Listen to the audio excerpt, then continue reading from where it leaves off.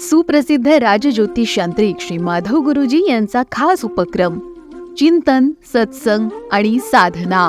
ओम सर्वमंगल मांगल्ये शिवे सर्वार्थ साधिके शरण्ये त्र्यंबके गौरी नारायणी नमोस्तुते.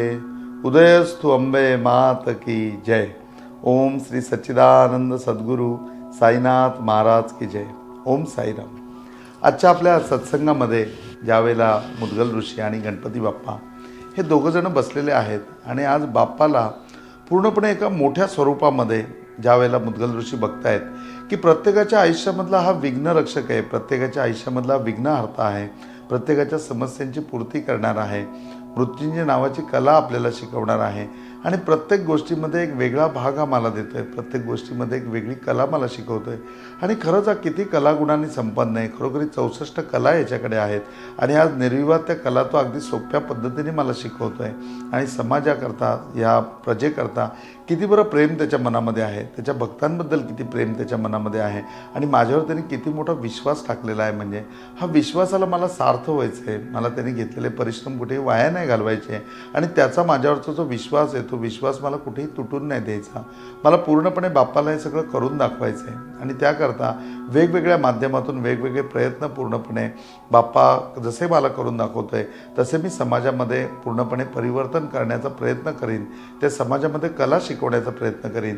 त्यांना अंगभूत करण्याकरता पूर्णपणे लागणारं जेवढं ज्ञान आहे तेवढं ज्ञान मी देण्याचा प्रयत्न करीन. असं कुठेतरी स्वतःलाच वचनपूर्ती ते करतायत, स्वतःला अशी कुठेतरी ती वचनं देत आहेत आणि ती वचनं देत असताना बाप्पाने त्यांना सावध केलं, अरे मुद्गला कुठे हरवलास, कसला विचार करतोयस. त्याला ते बाप्पाला म्हणले, बाप्पा नाही कसला विचार करत, फक्त एवढंच आता एक ध्यास लागलेला आहे की हे सगळं लोकांपर्यंत पोचवण्याचं आहे. अरे हा ध्यास खूप महत्त्वाचा आहे. जिथपर्यंत आपल्यामध्ये ध्यास नसेल ना तिथपर्यंत कुठल्याही कार्याची पूर्तता होणार नाही. मग या सगळ्या कार्याची पूर्तता होत असताना बाप्पा म्हणला, मुद्गला पण मला सांग नक्की कसला विचार करत होतास. म्हणले, बाप्पा तुम्ही किती मोठे आहात, अहो तुम्ही विघ्नहर्ता आहात, तुम्ही समस्यांची पूर्ती करणारे आहात, मृत्युंजय नावाची कला मला शिकवणारे आहात, मला दीर्घायुष्य करण्याकरता तुम्ही पूर्णपणे मदत करणार आहात आणि हे सगळं देत असताना हे सगळं तुमच्या ठायी आहे, म्हणजे तुम्ही किती मोठे आहात. त्याला बाप्पा म्हणला, हे सगळं माझ्या ठायी आहे म्हणून मी मोठा आहे असं नाही, तर ते गुणच तितके मोठे आहेत की ज्या गुणांनी प्रत्येक गोष्ट प्राप्त होते. असे कितीतरी घटक आहेत ज्या घटकांमुळे हे पूर्णपणे नियंत्रणामध्ये ठेवलं जातं. म्हणजे बाप्पा घटक कुठले, घटकामध्ये बघ, पंच म्हणजे काय ते तू मला आज सांग, असं बाप्पाने मुद्गल ऋषींना विचारलं. आता पंच म्हणजे काय, पंच म्हणजे 5 एवढं उत्तर मुद्गल ऋषींनी दिलं. अरे हो 5, पण ते 5 काय आहेत ते मला सांग. मग ते 5 काय आहेत ते सांगताना मुद्गल ऋषींनी एकदा बाप्पाकडे बघितलं आणि म्हणले, बाप्पा पंचमहाभूत आहे, ज्या पंचमहाभूतांपासून माझं शरीर बनलेलं आहे. माझ्या शरीरामध्ये 5 ज्ञानेंद्रिय आहेत, माझ्या शरीरामध्ये 5 कर्मेंद्रिय आहेत. बाप्पा म्हणला, अगदी बरोबर, खूप छान सांगतोयस मुद्गला, अजून पुढे काय. ते म्हणले, देवा पंचकोश आहेत, अन्नमय, मनोमय, आनंदमय, अशा प्रकारचे 5 पूर्णपणे कोश आहेत. अगदी बरोबर. त्याचबरोबर बाप्पा पंचप्राण आहेत, माझ्या शरीरामध्ये पंचप्राण आहेत, ज्या पंचप्राणांनी मी रोज तुम्हाला नैवेद्य दाखवतो. प्राणाय स्वाहा, पानाय स्वाहा, उदानाय स्वाहा, व्यानाय स्वाहा, समानाय स्वाहा. अगदी बरोबर. बाप्पा माझ्या शरीरामध्ये 5 उपप्राणसुद्धा आहेत. मुद्गला, अगदी बरोबर. आणि बाप्पा माझ्या हृदयामध्ये पंचक्लेशसुद्धा आहेत आणि 5 प्रकारचे क्लेशसुद्धा या शरीरामध्येच आहेत आणि या जगतामध्ये सुद्धा आहेत. बाप्पा ही सगळी उत्तरं ऐकून म्हणला की मुद्गला, व्याकरण तुझं फार चांगलं आहे, म्हणजे प्रत्येक गोष्टीची तुला माहिती खूप चांगली आहे, पण याच्या व्यतिरिक्त पंचचा दुसरा अर्थ काय आहे. आता पंचचा दुसरा अर्थ काय धरायचा याच्यावरती मुद्गल ऋषी पुन्हा विचार करायला लागले आणि विचार करून म्हणले, बाप्पा पंचचा आणखीन एक अर्थ हाच होऊ शकतो की पंच म्हणजे तो निर्णय देण्याची क्षमता असणारा अधिकारी जो प्रत्येक गोष्टीचा निर्णय देतो. प्रत्येक गावामध्ये एक पंचायत असते, त्या पंचायतीमध्ये कोणी एक मुखिया असतो, त्या पंचायतनामध्ये कोणीतरी एक पंच असतो आणि त्या पंचाचा निर्णय अखेर धरला जातो. तो पंच प्रत्येक गोष्टीचा पूर्णपणे न्यायनिवाडा करतो आणि न्यायनिवाडा करून मग तो न्यायाची बाजू पूर्णपणे धरून ठेवतो आणि त्याच्यावर अधिकारवाणीने एखादं विधान करतो, जे विधान न्याय म्हणून स्वीकारलं जातं. तो पंच बाप्पा तुला सांगायचा आहे का. अगदी बरोबर मुद्गला, मला तोच पंच सांगायचा आहे. मग या सगळ्या विघ्नांचं पासून मानवाचं रक्षण करण्याकरता, विघ्नहर्ता ज्यावेळेला मी होतो ना, त्यावेळेला विघ्नहर्ता होत असताना मला असे घटक निर्माण करावे लागतात आणि असे घटक मी निर्माण केलेले आहेत, त्यांना तुम्ही पंच म्हणता. मग हे पंच आणि हे पंच, हे पंच जसे मी तुझ्यामध्ये 5 ज्ञानेंद्रिय केलेत, 5 कर्मेंद्रिय केलेत, पंचमहाभूत केलेत, पंचप्राण केलेत, पंच उपप्राण केलेत, पंचकोश केलेले आहेत, त्याचबरोबर पंच पूर्णपणे क्लेशसुद्धा उत्पन्न केलेले आहेत आणि हे सगळं पंच चालत असताना हे सगळं सुरळीत चालावं ह्याच्याकरता मी पंचसुद्धा नेमलेले आहेत. मग बाप्पा हे पंच नक्की काय करतात? तू म्हणतोस ना प्रत्येक गोष्टीमध्ये की नियती कुणाला सोडत नाही, नियती कुणाला सोडत नाही. अरे ही नियती म्हणजेच हे पंच आहेत, ही नियती म्हणजेच हे 5 आहेत आणि ही नियती म्हणजेच पूर्णपणे पंचायत आहे. मग ही पंचायत कशी, ही कशा प्रकारे कार्य करते आणि नक्की मानवाच्या जीवनामध्ये विघ्नरक्षण कसं काय करते, विघ्नरहित कसं करते, समस्यांची पूर्ती कशी करते आणि माणसाला काळावर कसा विजय मिळवता येतो, या सगळ्या गोष्टींमध्ये या पंचांचं फार महत्त्व आहे. मग कधी पंचमहाभूतांचं महत्त्व असेल, कधी पंचविचारांचं महत्त्व असेल, कधी पंच ज्ञानेंद्रियांचं महत्त्व असेल, कधी पंच कर्मेंद्रियांचं महत्त्व असेल, कधी म्हणजे कोशाचं महत्त्व असेल, तर कधी पंचक्लेशांचं महत्त्व असेल. मग त्याचबरोबर हे सगळं नियंत्रित करण्याकरता इकडे पंच आहेत, ते पंच त्या सगळ्या गोष्टी नियंत्रित करतात आणि त्या योगे माणसाच्या आयुष्यामधलं दुःख पूर्णपणे निघून जातं, त्या योगे माणसाच्या आयुष्यामधलं विघ्न पूर्णपणे निघून जातं. मग त्या गोष्टी क्रमवार बाप्पा पूर्णपणे समजावून सांगत होता आणि आपल्याही आयुष्यामध्ये बघा कितीतरी वेळेला आपण पंचांचा सपोर्ट घेतला असेल, कितीतरी वेळेला आपण पंचायतमध्ये एखादं गारायण घेऊन गेलो असेल आणि ते गारणं आपलं ऐकल्यानंतर त्या पंचाने, तिथल्या मुखियाने आपल्याला सुद्धा न्याय मिळवून दिला असेल आणि मग अशा प्रकारचं पूर्णपणे तो न्याय माणसाला मिळतो, त्याच्या आयुष्यामधलं विघ्न निघून जातं, त्याच्या आयुष्यामधली समस्यांची पूर्ती होते. हे बाप्पा एक एक उदाहरण देऊन मुद्गल ऋषींना पूर्णपणे समजावून सांगत होता आणि आज हे समजावून सांगत असताना हे पंच आणि 5 हे समजून घेण्याकरता आपण आज पुन्हा शेक्सपियरकडे जाऊया. दरवेळेला आपण प्रभू रामचंद्रांकडे जातो, कधी आपण भगवान श्रीकृष्ण परमात्म्याकडे जातो. आज पुन्हा एकदा आपण शेक्सपियरकडे जाऊया आणि शेक्सपियरकडे जाऊन आपण ही पंचांची गोष्ट बघूया. आज शेक्सपियरच्या या कथेमध्ये हा जो नायक आहे, हा नायक एक व्यापारी आहे आणि व्यापारी असून तो खूप गरीब आहे. तो नेहमी पूर्णपणे संकटामध्ये असतो आणि आर्थिक त्याच्यावरती संकट येत असतात. त्याचा एक मित्र आहे, तो त्याच शहरामधला आहे, तो बलाढ्य श्रीमंत आहे आणि त्याच्याकडे भरपूर पैसे आहेत. एक दिवस तो याचकाच्या पद्धतीने त्याच्याकडे जातो आणि हा नायक त्याला म्हणतो की अरे मला काही पैसे तू उसने देशील का, जे पैशाची मी तुला परतफेड करेन, हवा असल्यास तुला त्याचा थोडासा मोबदला म्हणून व्याजसुद्धा देईन. त्याच्यावर तो म्हणतो अरे आपले मित्रत्वाचे संबंध आहेत, मी तुला का म्हणून पैसे देणार नाही आणि कशाबद्दल मोबदला, अरे तू मोठा झालास तर मला आनंदच होईल म्हणजे, परंतु या सगळ्या गोष्टीचं आपल्याला एक ॲग्रीमेंट करावं लागेल आणि हे ॲग्रीमेंट करत असताना मला अशी काहीतरी गोष्ट तुला लिहून द्यावी लागेल की जेणे योगे मला विश्वास राहील की तू माझं धन मला परत करशील. आणि ह्या गोष्टी पूर्णपणे व्यावहारिक आहेत, त्यामुळे त्या नायकाला सुद्धा काही वाटत नाही आणि नायक त्या ठिकाणी एक रकमेची डिमांड करतो की मला एवढी रक्कम तुझ्याकडनं पाहिजे आणि त्या ठिकाणी तो श्रीमंत माणूस ती रक्कम त्याचा मित्र द्यायला कबूल होतो आणि मग त्याच्यामध्ये ॲग्रीमेंट करताना तो असं म्हणतो बघ हे पैसे तू मला परत देणारच आहेस, ह्याची मुदत किती लिहायची सांग. त्यावेळेला तो म्हणतो मी 7 महिन्यामध्ये परत देईन. तो म्हणतो तू 2 महिने अजून वाढीव घे, तू 9 महिन्यामध्ये मला परत दे आणि मला सांग बरं की जर ही रक्कम तू परत देऊ शकला नाहीस तर तू मला काय देशील. त्याच्यावरती तो म्हणतो तुला काय हवं ते माग. ठीक आहे बघ रक्कम तर तू परत देणारच आहे, तू 7 महिने म्हणतोस, मी 9 महिने मुदत टाकतो, पण 9 महिन्यामध्ये जर तू हे पैसे मला परत देऊ शकला नाहीस ना तर मग या ठिकाणी तुझं हृदय काढून तुला मला द्यावं लागेल. आणि मग त्या ठिकाणी तो म्हणतो हो मी पैसे तुझे परत देणारच आहे, जर नाही पैसे दिले तर 9 महिन्यानंतर मी माझं हृदय काढून तुला देईन. आणि मग त्या ठिकाणी ते पूर्णपणे ॲग्रीमेंट केलं जातं, व्यावहारिक त्याच्यामध्ये पूर्णपणे करार होतो. कराराच्या खाली दोन्ही लोकांच्या सह्या होतात आणि त्याचबरोबर त्या ठिकाणी साक्षीदाराची पण सही होते. आता जसं नशिबाच्या फेऱ्याने तो माणूस ते पैसे घेतो आणि पैसे घेऊन त्याच्या व्यवसायामध्ये लावतो. पुढे काही ना काही भाग येतो, तो बिचारा गरीब असतो, कर्माने तो मारला गेलेला असतो आणि पुढे जाऊन असं होतं की ते पैसे तो नाही परत करू शकत. 6 महिने जातात, 7 महिने जातात, 8 महिने जातात आणि मुदतीचा 9वा महिनासुद्धा संपतो.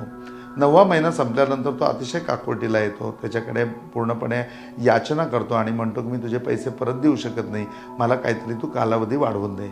त्याच्यावरती तो म्हणतो की आता मी कालावधी वाढवून देणार नाही, कारण तू 7 महिने म्हणलेला होतास, मी तुला 2 महिने वाढीव दिलेत, 9 महिने दिलेत, आता तुझं हृदय काढून तू माझ्याकडे ये. आता हे सगळं हृदय काढून त्याला हातामध्ये द्यायचं या विचाराने तो भयभीत झालेला आहे आणि आता तो समाजामध्ये चालला आहे, तो प्रत्येकाला सांगतोय आणि प्रत्येकाला सांगत असताना अनेक लोक ती गोष्ट बघतायत. कुणाला त्याच्यामध्ये न्यायिक बाजू दिसते की अरे यांनी लिहून दिलं पाहिजे, पण हे लिहून दिलेलं असलं सुद्धा तरी आपलं हृदय त्यांनी कसं बसं काढून द्यावं. मग ठीक आहे ना, त्याला पैसेच परत द्यायचे आहेत ना, तर समाजामधली काही लोक उभी सुद्धा राहतात की ठीक आहे, तुझी जी रक्कम घेतलेली ती रक्कम आम्ही त्याला परत करतो, बाकी पैशाचं काय असेल ते आपण नंतर बघू, पण तुझा जीव त्याच्यामध्ये वाचेल. ते त्या ठिकाणी येतात आणि त्या श्रीमंत माणसाला, त्याच्या मित्राला विनंती करतात की बाबा तुझे जे काही पैसे हा देणं लागतोय, हा नायक देणं लागतोय, ते सगळे पैसे आम्ही तुला देऊन टाकतो पूर्णपणे, तुला त्याच्यावरती व्याजही देतो, तुला काही मोबदलाही देतो, तू पैसे घे. परंतु तो आज त्या ठिकाणी हटून बसलाय. तो म्हणतो की नाही, मला यांनी पैसे द्यायचे होते, त्या मुदतीमध्ये यांनी मला पैसे दिले नाही, तर मला याचं हृदयच पाहिजे. मग हा विषय समाजातल्या दुसऱ्या घटकाकडे जातो, जे दुसरे घटक म्हणजे संत परिवाराकडे जातो, परमार्थामध्ये जातो. मग आध्यात्मिक पुरुष साधू संत त्या गोष्टीचा विचार करतात आणि विचार करून मग त्या ठिकाणी येतात आणि त्या श्रीमंत माणसाला, त्याच्या मित्राला म्हणतात की बाबा तू त्याच्यावरती दया दाखव, कोणावरही दया करायला पाहिजे, प्राणीमात्रांवर दया करायला पाहिजे. तुझे पैसे तो नाही देऊ शकला, तुला पैशाचीही किंमत नाही, तू स्वतः म्हणतोयस की ते पैसे त्यांनी मला नाही परत दिले तरी चालेल, पण तू त्याच्यावरती दया दाखव, त्याला माफ कर आणि त्याचे पैसे पण पूर्णपणे सोडून दे आणि त्याचं हृदय घेण्याचा हट्टही सोडून दे. परंतु हा श्रीमंत माणूस त्यांचंही नाही ऐकत. तो म्हणतो की माझा तुमच्याशी काही संबंध नाही, हे बघा त्यांनी माझ्याबरोबर करारपत्र केलेलं आहे, त्या करारपत्रानुसार जी मुदत आहे ती त्यांनीच टाकलेली आहे. तो 7 महिने म्हणत होता, मी 9 महिने दिले आणि असं असताना मला त्याचा आता हार्टच पाहिजे, मला त्याचं हृदयच पाहिजे. आता हा पूर्णपणे व्यतीत झालेला आहे, समाजामधला कुठलाही घटक त्याच्या कामाला येत नाही आहे. त्यावेळेला त्याला असं वाटतं की आता आपण काहीतरी करायला पाहिजे. मग तो वाद त्या पंचायतीमध्ये घेऊन जातो. तो आज पंचायतीमध्ये येतो आणि पंचायतीमध्ये आल्याच्या नंतर पंचायतीमध्ये तो हा वाद मांडतो. पंच जे आहेत ते पंच शांतपणे ऐकून घेतात. आता बघा, पंच आणि पाच, जसे ही पंचमहाभूत प्रत्येक गोष्ट घडवतात, जसं हे पंच ज्ञानेंद्रिय, पंच कर्मेंद्रिय एखादी गोष्ट घडवतात, तसे हे पंच ही पूर्णपणे घटना बघतात, त्या घटनेचा क्रम बघतात आणि लक्षात येतं की खरोखरी हा दुर्बळ माणूस आहे, हा खरोखरी गरीब माणूस आहे, परंतु हा कुठेतरी करारामध्ये अडकला गेलेला आहे आणि समोरचा माणूस हा हेतू पुरस्कर, हा दुष्ट प्रवृत्तीचा आहे, हा दिसायला वेगळा आहे परंतु कृतीमध्ये वेगळा आहे, हा बाहेरून वेगळा आहे आणि आतून वेगळा आहे.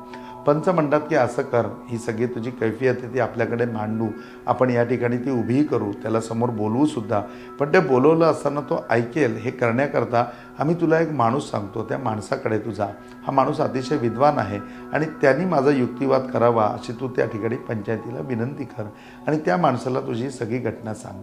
त्याप्रमाणे तो त्या विद्वानाकडे जातो आणि त्या विद्वानाला सगळी हकीकत सांगतो. विद्वान शांतपणे ती ऐकतो आणि ते ऐकून झाल्यानंतर विद्वान म्हणतो तू बिंदास जा आणि शांतपणे घरी झोप आणि काहीही काळजी करू नकोस, तू पूर्णपणे सेफ होशील. आता आपल्याला त्याला पैसेसुद्धा द्यायचे नाही आणि हृदयाला तो हात पण लावू शकणार नाही. तू निश्चिंतपणे झोप, फक्त उद्या ज्यावेळेला पंचायतीमध्ये विषय मांडता येईल त्यावेळेला तुम्हाला सांग की युक्तिवाद करण्याकरता या विद्वानांना सांगावं. नेहमीप्रमाणे दुसऱ्या दिवशी पंचायत भरते, पंच त्या ठिकाणी हजर होतात आणि पंच हजर झाल्याच्या नंतर या ठिकाणी त्या श्रीमंत माणसाला बोलवण्यात येतं. बोलवण्यात आल्यानंतर त्याची कैफियत पूर्णपणे ऐकली जाते, जी या गरीब माणसाने पंचायतीसमोर मांडली आहे आणि मग त्याप्रमाणे ते त्याला सांगतात की बाबा तो पैसे नाही देऊ शकत आहे, तर मग तू हृदय घेणं त्या ठिकाणी योग्य नाही त्याचं, असं आम्हाला वाटतं आहे. तो म्हणला योग्य आणि अयोग्याचा तुमच्यापेक्षा ह्याला जास्त विचार आहे आणि त्यांनी मला ते लिहून दिलेलं आहे, त्याच्यावरती साक्षीदाराची सही आहे. मग पंचायत म्हणते बाबा आता तुझं काय म्हणणं आहे याच्यावरती? तर तो गरीब माणूस म्हणतो की मी खूप गरीब आहे, मी खूप लाचार आहे आणि मी त्याला लिहून दिलं आहे, परंतु माझ्याकडनं युक्तिवाद करण्याकरता हे एक माझे सद्गृहस्थ आहेत, एक विद्वान आहेत आणि माझे मित्र आहेत, ते माझ्या बाजूने काही युक्तिवाद करतील.